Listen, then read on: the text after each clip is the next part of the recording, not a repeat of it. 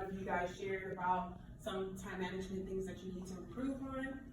So first, tips for time management. The first thing you want to do is keep a planner or calendar, or use what works best for you. How many of you, by raising hands, have one of those, planner and calendar? Does it work for you guys? Yes. A big one. You also want to prioritize your to-do list. You want to set realistic expectations. So don't, like, if you have a civics test, don't be like, okay, I'll start studying Saturday night or Sunday for the test on Monday. You want realistic goals. Like, if you have to start a week in advance or 2 weeks in advance, you want to start realistic goals. Focus on one thing at a time. Remove distractions. So if you have a MacBook and you get notifications while you're studying, turn off your notifications, because it takes you 5 minutes to answer, but then if you're answering like 50 good messages, you're like, didn't really get productive study time. And get enough sleep. How many of you all get more than 7 hours of sleep? Me too. I got 6. I get 3. Wow. I worked full time. I went to school full time. I worked in the hospital. So when I went to school, I would get up, go to the hospital and then kitchen pharmacy, get off at 6 a.m. then have class at 7, and then go home for the day. So I've been talking. You're gonna have to work on your sleep. Yes, You don't want to So find out what works best for you. There are different methods on helping with time management. You can do a work time management chart. There are a couple of apps that you can put on your class schedule, your sleep time, just to track those things. You can do a planner. I do a planner personally because it's easier, it's accessible, and I do it on my phone calendar because then I have it there all the time. And then you can do a to-do list, doing and what's done already. So things that you want to avoid with time management. You want to avoid procrastination. As all of us said, we struggle with procrastination. Probably more than 90 of us in this room struggle with procrastination. Taking on too much. This is your first year. I know you guys are eager to get involved with organizations and stuff, but if you feel like you're taking on too much, just prioritize which one's more important to you, because you still have 3 years to experience all of the other organizations. So don't try your first semester to just do everything at one time. Thriving on being busy. There's people they're constantly, they have to be doing something. You need time, you need break, and she's gonna go more about the stress management. Multitasking, not taking breaks. So who knows the amount of time that you need to take a break, the amount of time of studying that you need? It's like the 90-10, right? 90-10 rule? 50. Or is it 50? So our professor, our med chem, I know there's a 90-10 rule, but our professor said that every 30 minutes. 31. Yeah. And then you take a 1 minute break. No, you see, then it'll end up 10 minutes. Now 1 minute doesn't work. I don't think that 1 minute works. We do it in class right now. If he has a student class, we'll learn, even if we have a 50-minute block, he'll be like, okay, it's been about 30 minutes, take 1 minute break, do whatever you guys want, and then he'll be like, okay, here we go, back over here. And it's nice, because you don't kind of realize it, it seems like 1 minute, what the heck am I gonna do with that? But it's just that 1 minute to not think about school, it really does help. Does it really work? Yeah, we do it in class all the time right now. He's who we have right now. You get a little break after, especially stuff like medicinal chemistry, so you're like, oh my gosh. So you're that 1 minute break, you're like, okay, I could take down the next 20 minutes. Yeah. All right, so last two, ineffectively scheduling tasks and not prioritizing. Prioritizing is the main thing with pharmacy school, to see which one's important. If you have an exam on Monday and you have an assignment due in 2-3 weeks, you want to focus more on your exam first and then make time for your assignment. Now we're going to go ahead with stress management. That's my favorite picture there. Yeah, it had to be included. Okay, so stress is a really big part of life. It's a really big part of pharmacy school, like you said. All of us, same for us, you're not used to really taking on such a huge workload or even having to study outside of having class. So it brings on a lot of stress, and you also have stress from your outside life as well. So we need to learn how to manage that, because having stress in your life not only affects your education and your learning here, but it takes a toll on your body, which, if we don't have healthy bodies and we don't have healthy minds, it really can affect you. How can we help other people? We have to help ourselves first. So what do you guys think are some unhealthy ways that you all stress? That I shouldn't, crying.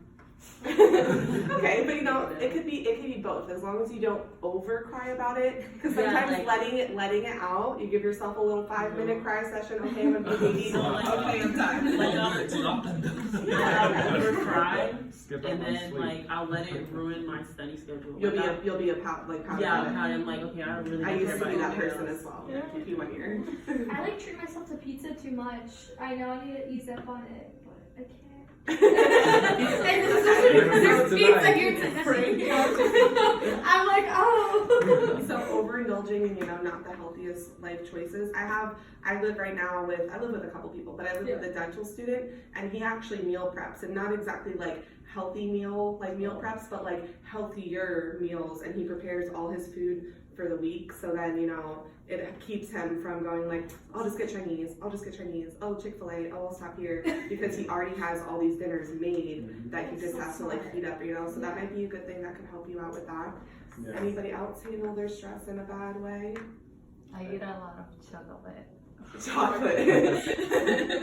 And then I start like I need a coke and I start. And then it just builds and builds. So yeah, those are kind of things that I think obviously everything's okay in moderation, but it's things you just want to be cautious of because it's not a healthy way to manage your stress.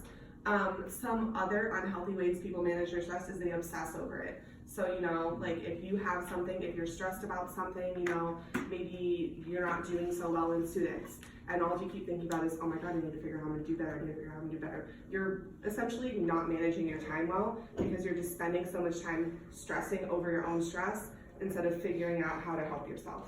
So we wanna avoid obsessing over our stress. Binging on junk food or alcohol, like I said, we have to take care of our bodies so we can help other people take care of their bodies. So, binge eating isn't exactly the best way to go about that, or overindulging in alcohol. If you're trying to forget about things, that's also really not the best path to go on. Everything's okay in moderation, but you just want to be cautious of it. Freaking out. So freaking out kind of just gives you more stress. It doesn't exactly help your stress. It just amplifies your thing. Sometimes it could be a little thing you're stressed out about, and you freaking out about it turns into this big, huge stress ball that really it's not that big of a deal. Procrastinating, which is, when you procrastinate and then all of a sudden everything you put off kind of compounds and it just creates even more and more and more and more stress. So we really want to try to avoid procrastination as much as we can. Obviously, it's a work in progress kind of thing. Here I am.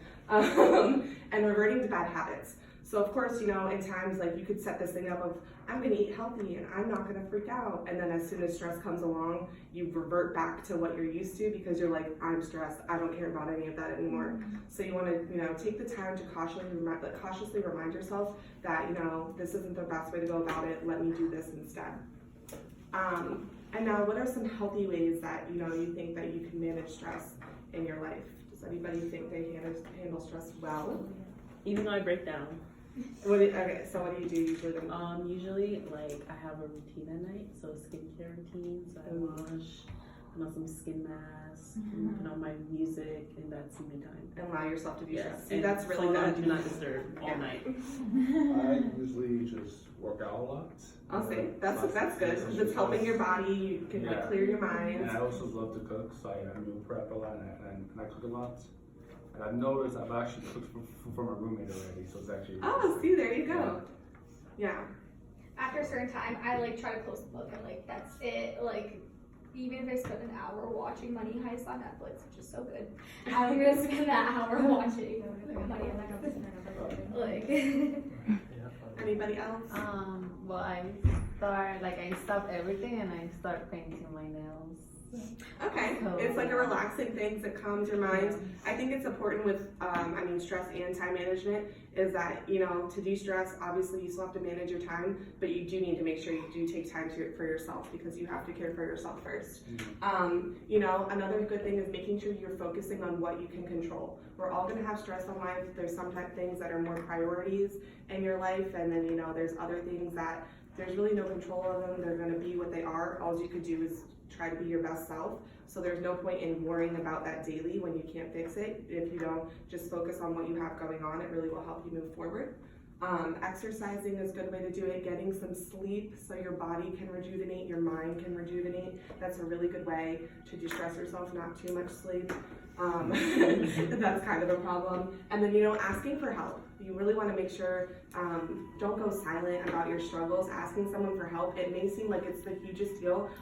The boy that you just came out of that room with, he's seen me cry like 80 times. We study together. And then I sit there and I cry, and he's like, okay, let's go. and then he really helps me like de-stress, because he'll be like, okay, you got this. And then I'm like, okay, well, I'm done being a baby now. Here we go. So like really just asking people for help instead of like struggling silently, it also can help you realize that something you might be stressing out and making a big deal, they can help you fix in 2 seconds.